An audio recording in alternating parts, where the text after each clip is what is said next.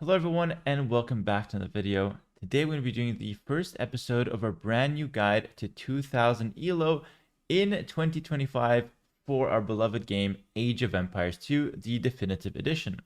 Now I have a guide like this that was made a few years ago, but we have a lot of new players that are coming into the game today, actually a huge surge of new players, and that guide from a few years ago is a little bit outdated. So I want to go ahead and make a fresh, modern version of the guide with all the new things that I've learned over the years and with the current patch and the new DLC bringing in 5 more civs. So now we sit at 50 different civilizations, and this game is so hard to learn if you're a new player. In this guide series, which will likely be something like 15 episodes, I will take you from a brand new player. We're going to put a virtual elo of 0 on a brand new player, literally just bought the game and you know nothing about it, all the way to a 2000 rated player, which would put you at top 500 of the ranked ladder. Now, obviously, this goal is only for the most ambitious amongst you guys. If your goal is not to become a top 500 player, you can easily just stop off at 1000 elo, which will put you at beating the extreme AI, and that's going to be the midpoint of our series. The first 5 episodes will be the basics and the absolute essentials to playing the game. This will help you learn the game at a basic level and beat the extreme AI.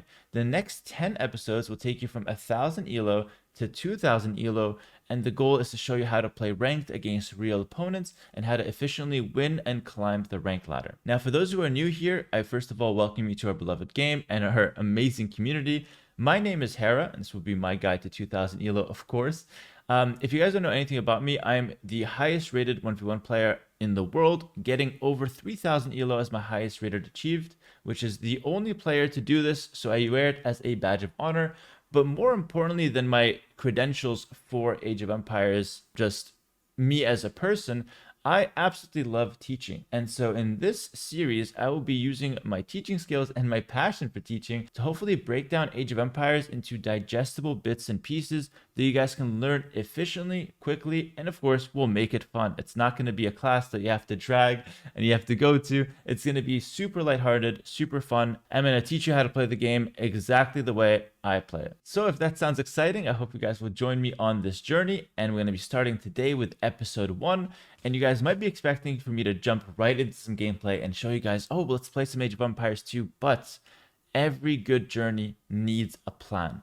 This episode will be all about planning out the journey and setting things up right.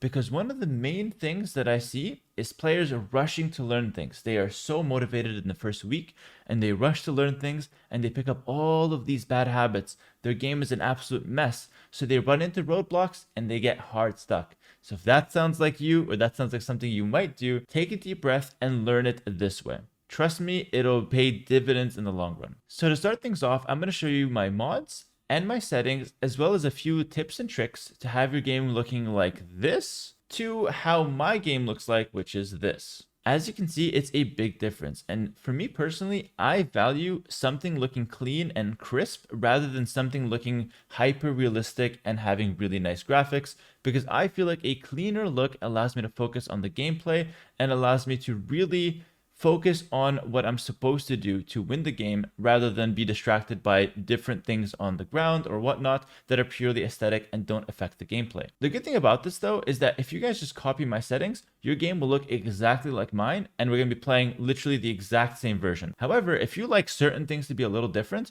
you can always tweak individual mods, individual settings to your preference. But I highly recommend that you guys use my settings as a base because I've been playing this game for years and I think I found a pretty solid setup that works very well. So to start things off, just copy my settings and then feel free to tweak little things to your liking and adapt it so you feel comfortable with your own game. So with that said, let's go ahead and get started with the settings. So when going to the settings, you want to go into this little cogwheel and go to options. Very important that we start here, but the first page will actually be something we're not interested in, which is the hotkeys. Actually, yours should probably open on interface. Hotkeys we'll talk about at the end of the video, and I'll briefly show you guys mine, but we're going to take hotkeys as a step-by-step thing. I use a completely custom setup, so I'm not going to focus on that for now. We're going to start with the interface and start with the very basics. So with the interface, you'll see a bunch of different options. A lot of them don't really matter. Like for example, the font that you have doesn't really matter. Clamp mouse to window will just make it so your mouse doesn't go to a second window if you have a 2-screen setup. And 2-button mouse is definitely something you should be using. But it has a bunch of different setups that just affect how things look. However, as I mentioned earlier, how things look is actually pretty important. I would recommend you use the legacy bar colors, but using the unique one is not, not bad. I just personally recommend the legacy. And then we're going to turn the terrain grid off because we're going to use a mod for the grid that will actually look a little bit better and a little bit cleaner. So feel free to pause the video and just copy certain things. Another thing I want to point your attention to is the safe delete. Having this on just makes it so if you delete a castle or town center, it will give you a window that comes up that says, are you sure you want to delete this? So if you're a little clumsy and you have fat fingers, you might want to turn that on. Feel free to do it as you wish. There are a couple other cool options that you can use, like display feature items, which basically just means it shows you what texts are available an age before they are available. I don't use it because for me, it just adds extra information and extra clutter to the screen that's not needed. But if this is something that's helpful for you, feel free to turn it on. And that's exactly what I mean for adapting to your settings. All right, once we're done with the interface settings, we're going to move on to the graphics part, which I believe is a very essential part to the game looking clean. Here are my settings, and as you can see, it's pretty much low on everything. So I use low particles, I take off everything here because in my opinion, animated fog and animated fog border, first of all, they make your game lag a little bit more in the late game if you're not using a good PC. But if you are using a really good setup, the highest end of the market, in my opinion, it still makes the game just feel like there's too much going on. And it might not be a big deal for a lot of you, but take it from me, having a clean, easy looking setup will make it so you can focus more on the things that are in your control rather than the aesthetics around you. So this is why I recommend that you use these settings, which is going to be low on everything. So the next important thing to take your attention to is the zoom settings. Now the zoom settings is the one thing on this video that will tell you not to copy. And the reason for that is because it changes monitor to monitor. So I use a 24-inch monitor and I zoom out at 74%. And I'll show you guys how that looks like right now. So that's kind of the zoom I play at. Now, the important thing to note here is that I don't zoom in or out in the game. And this is a very important detail because if you zoom in and out during the game, it basically makes it so your muscle memory of how you move the mouse will be different. If you zoom really close in, if you move the mouse, it's going to move it a certain distance. If you move really far out, it's going to move the mouse a different distance, even though you're moving it the same distance in real life. It's a bit complicated to understand if you're not into the gaming space, but basically we want to keep the zoom at a consistent level so that all of our mouse movements are always the same. If you want to move a certain bit of the screen, you know exactly how to move it. And over time, subconsciously, you will build up this muscle memory that basically makes you very accurate with your clicks. And it makes it so you don't have to even think about how much you have to move the mouse to do a certain thing in game. So my recommendation is to find a zoom that works for you and never to change it in game for any reason. This is different for the Xbox players. You guys have to zoom in and out 24/7, but PC players will not have to worry about that. So for me, the perfect number is 74%. Over time, I'll take it down to 72 to 75, depending on how I'm feeling. But overall, it's not going to change by more than 5%. It's going to stay like this, and it never changes in game until the game is over. Next, we're going to move to audio, which is the most subjective part of it. But for me personally, this is what I use. Music to 0 because it's one of those things that is distracting you and doesn't actually add to the gameplay. It just overloads your senses and doesn't let you focus on the gameplay. But again, if you like the music, go ahead. It's not gonna be the reason you don't hit 2K elo. Next up, we have the sound volume and the voice volume. I like to use a ratio of about 50%. So sound volume being 18%, half of that for the voice volume is where you want to go. Voice volume is just villagers talking and military talking, and sound volume is basically everything. So having this ratio feels absolutely perfect to me. And then as far as the rest of the stuff, it's just narrator volume and whatnot. You can take a look at it if you want to. It's completely up to you. Next, we're going to go to the game settings, which is probably the most important part of the settings department. So I would just recommend that you guys pause and copy things, but I will highlight a few things that you need to be aware of. First off, I like to put my health bars onto default. Default health bars are really good because it lets you hover over a unit and see their health bar. You don't actually have to click an individual unit. You just hover over it and you see the health bar, which is very good. I highly recommend taking this off because this just shows the display resource, so like the health bar, if you will, of animals, of trees, and whatnot. And the problem with doing that is that it gives you a lot of extra information that is not that relevant. But if you're a new player, it might be good to turn this on. So it's really up to you. As far as building an aura range indicator, I personally have it as never show because I use one mod in the mod section that helps me have the TC range indicator. But if you guys want the range indicator for everything like towers and castles, feel free to put this on. If you're a new player, you don't need to worry about this for now. I recommend you turn on the small trees function here, but we're gonna also use a mod that has a separate small trees function. So we're gonna be using both for a very specific reason that's not worth explaining right now, but I just recommend you guys do that. So next thing I want to take your attention to is the villager double click setup. So if you double click a unit in Age of Empires, like let's say a militia or a paladin or a villager, it selects all of those units on the screen. The problem with selecting villagers though is that sometimes you'll misclick it and you select all your villagers, which are your workers, and you'll click them somewhere else. So you take them off their work by accident and send them somewhere else. And it's a nightmare to fix this because they're coming from gold, some from wood, some from farms, and it's just an impossible situation to fix. So I recommend you put only select only idle villagers as the setup to avoid any misclicks on your villagers. So that's why this setup is like this. And the last two things on the menu are the most important. So first off, we have the click, drag, scrolling button. Always disable this. Basically what this means is if you right click your screen and you hold your right click, you can then move your mouse and it drags your screen left to right. This is a horrible function that does not work well in practice and causes so many misclicks. I can't tell you how many times I've had a coaching session where a guy comes on and he's misclicking left and right because he has this function on. Nobody uses this, maybe like 1% of players or less, but everybody who has it on is misclicking with it. Please take it off. And Microsoft, I don't know why this is enabled by default. It should be disabled by default, and the people that want it should go look for it. That's my opinion. And last thing on the menu is the scroll speed and scroll inertia. Scroll inertia is also called mouse acceleration. That is horrible. We're going to turn that off to 0. And the reason for that comes back to our muscle memory part.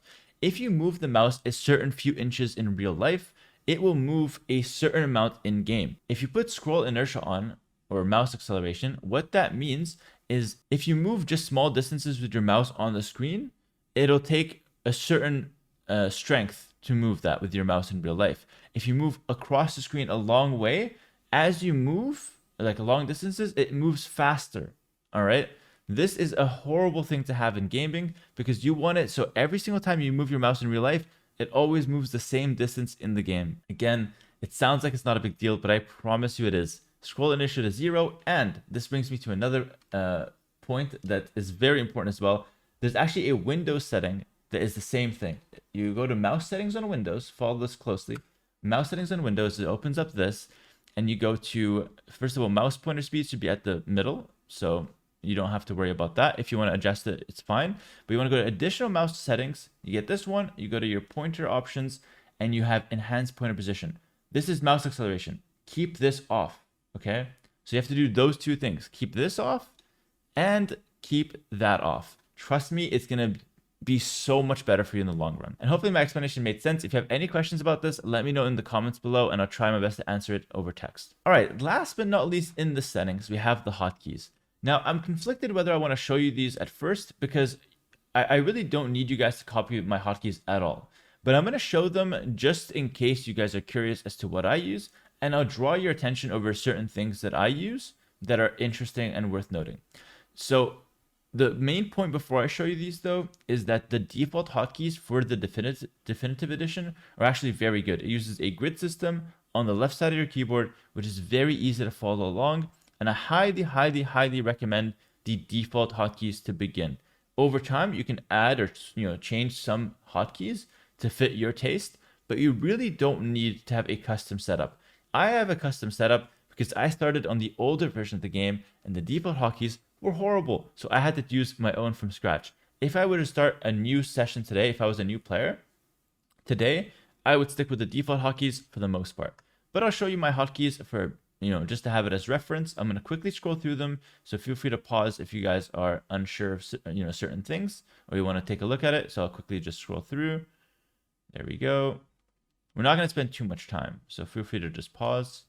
That's unit commands, and we go to game commands. And again, if you're a new player, this is not that important, so feel free to skip this segment. We're going to be showing you guys the mods very soon. There we go. Cycle commands. As you can see, a lot of different things are just question marked. This is what I want to show you. I basically have this setup where if you're ever misclicking anything in the game, go to the hotkey section and just take it off. You go to a hotkey like this and you just clear it, for example, and that's perfectly fine. Group commands, I don't use control groups, I use alt groups. So if you guys want to try that out, feel free. I use it because my pinky finger is really weak to click the control settings. So there we go. This is not that important, but just want to show you guys scroll commands I don't use, so I just take them off.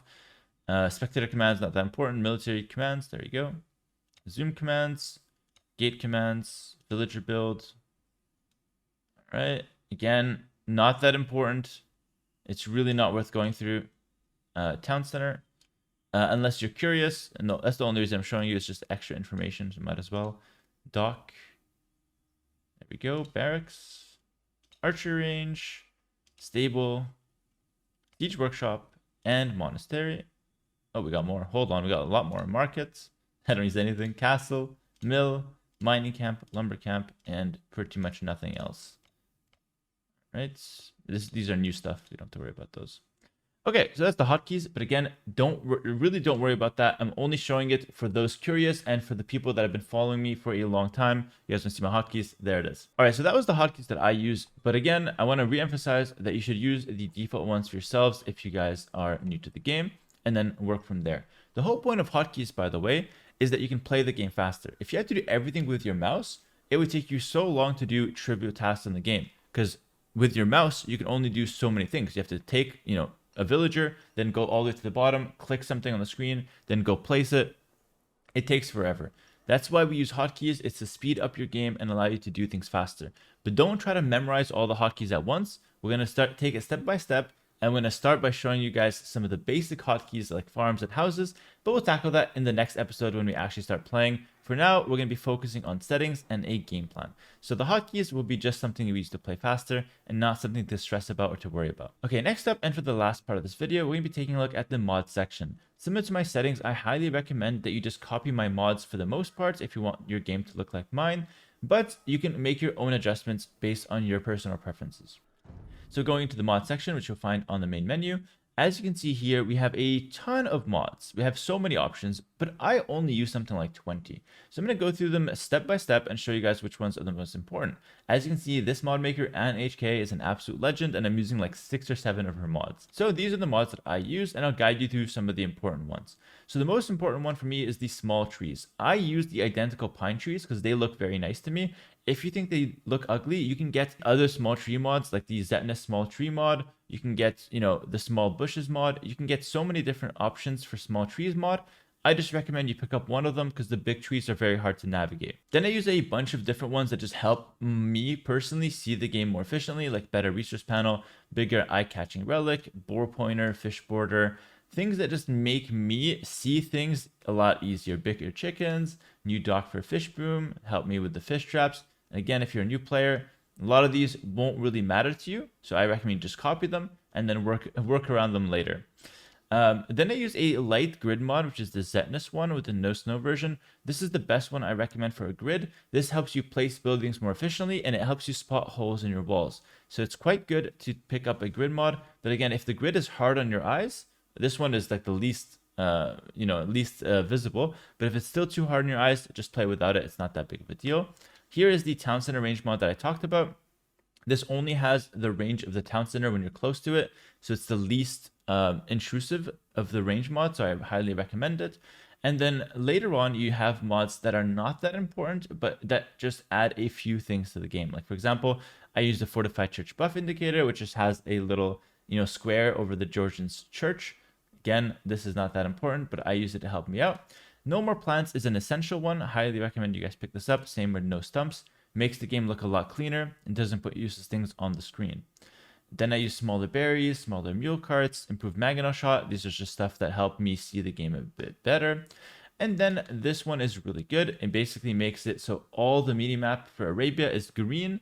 I never have the desert minimap, which is hard on my eyes. If you guys like the desert minimap, you don't need to pick this one up. But for the sake of consistency, I recommend it because every minimap will be green, which is nice. Then a few small ones like no embers when you win, makes your game lag less. Mute ambient sounds. There's a few ambient sounds that happen during the game that bother me, so I take those off. If you guys don't mind them, you don't need to even pick this one up. Blue theme, this is how you get your game looking like mine with the blue buttons. I think it looks cool. You don't need to use it. And then a few different ones that I use here, which is just personal preference.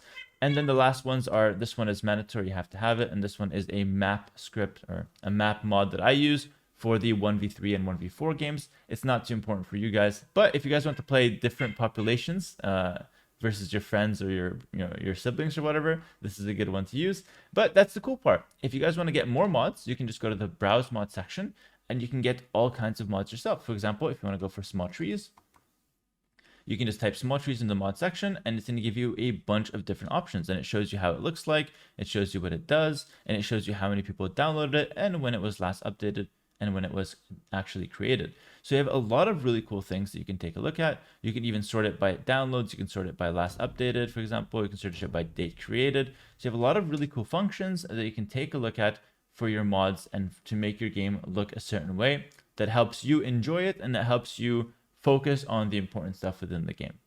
So that's basically the mod section. If you create mods, they'll go here. I don't create any mods, so that's pretty much it. And that's a nice overview of mods and a nice setup of what I'm using personally. So again, feel free to copy and feel free to also try out some of your own. But to start things off, copying first and then adjusting later is generally a good game plan. All right, so once all that's done, your game should now look like mine. So as you can see on the screen, it looks super clean. There's no extra little stumps on the ground. There's no animated fog. There's no little things left and right that just don't do anything and bother you or that just add different elements to your screen.